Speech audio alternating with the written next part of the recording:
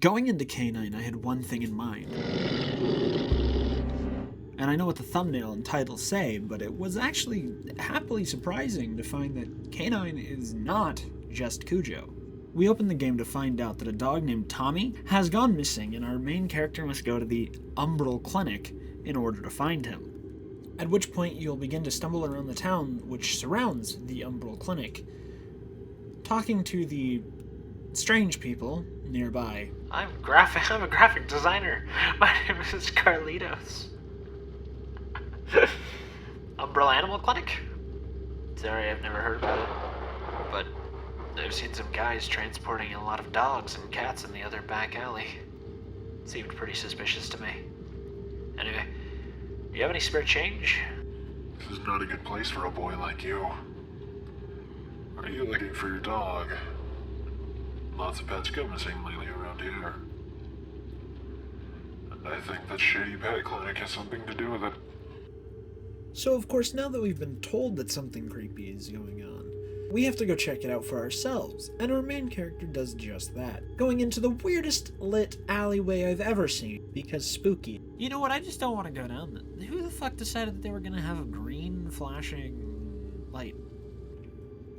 We find the Umbral Clinic, which looks more like a Petco to me, but, but like, crappy Petco. So Petco. After we realize there's nobody in the clinic, we travel down the stairs. Hi, you're friendly, right? Unlike everything I'm about to find in this basement, to find a long, winding hallway where the same cutscene plays twice with a bunny, it's just a as bunny. if to build tension, but nothing comes of it. Okay, it's not just a bunny. Alright,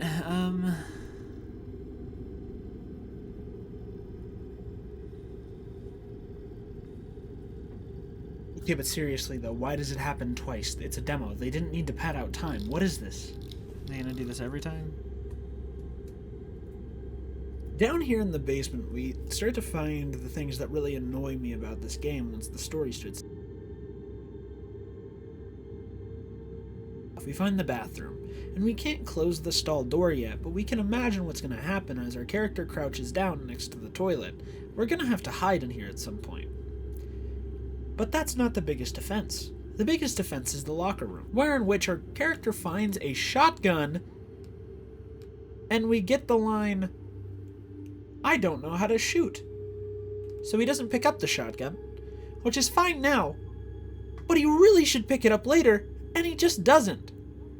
After we find the locker room and the bathroom, we find a shadowy room, which we can't go into because it's too dark, but we can hear the dog growling inside of it.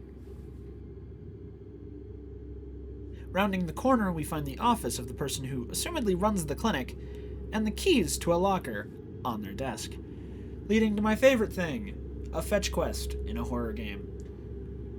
So we grab the keys off the desk, and we go back to the locker room to find the fuse for the box so that we can turn on the lights in the room. And then finally find out what happened to Tommy.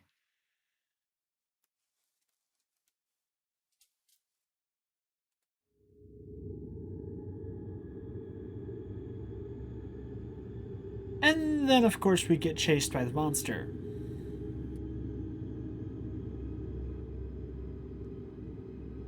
You know that ball we've had the entire game? The one that says Tommy on it? Well, we're finally going to get to use it, and it quite possibly is my favorite thing that's happened in a horror game in a while now. Because it's just so darn cute to see Giant Monster Dog go after his ball.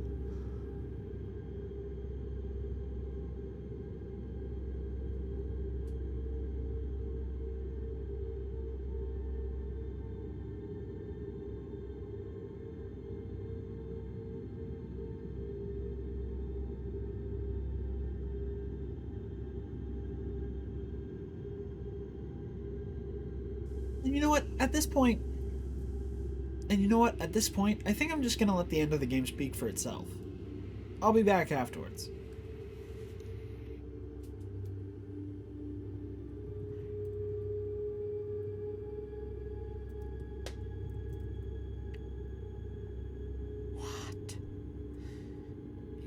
go back for the ball that Tommy is on?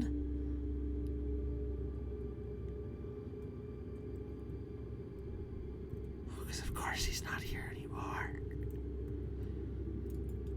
Why would I ever come back for the ball?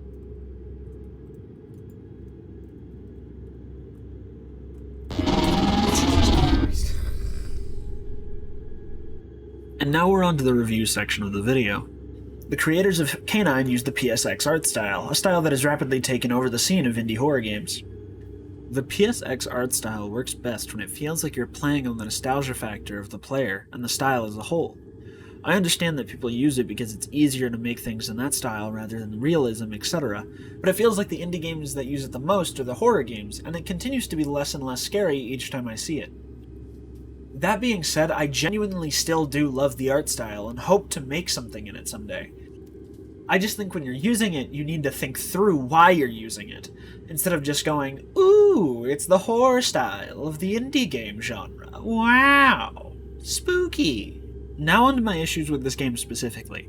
I know that this was just a demo and the full game hasn't come out yet, and that it was made by just 2 people, and even finishing a demo is impressive, and I can tell there are great ideas going into this. But there are a few things that I just can't look over in my review.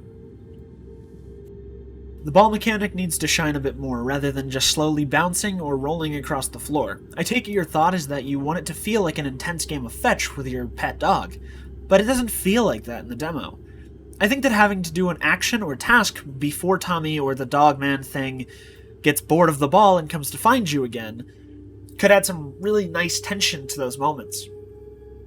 I can't make up my mind on whether or not the game is better or worse for having the player have to go back and get the ball again, because on one hand it makes for tense situations, but it should never be done in a way that it is in this demo, where the character has no reason to want to go back for that ball, but they do anyway just because you want to set up the jump scare at the end, and it feels strange and lazy at the end of the day. This mechanic is interesting and unique, but I beg of you to make it make sense.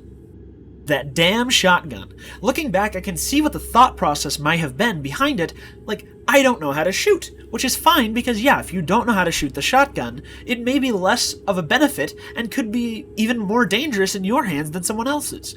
But this comes back to the point of making the horror make sense. If the shotgun is there because it will come up at the end of the game, that's fine, but predictable, and if it's not, then Chekhov is rolling in his grave.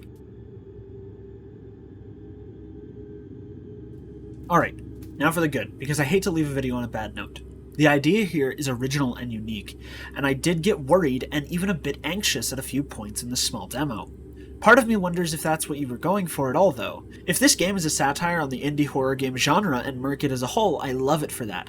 A random person being unable to shoot a gun so the player has to be annoyed when they can't pick it up, when they desperately want to, or even just the human-dog hybrid are both just silly enough and scary enough that the game works as a joke. Way more than I think it works as a horror game. Again though, this is a demo, and it shows promise, but in its current state, it isn't great. I will do a follow-up video if and when the game comes out fully.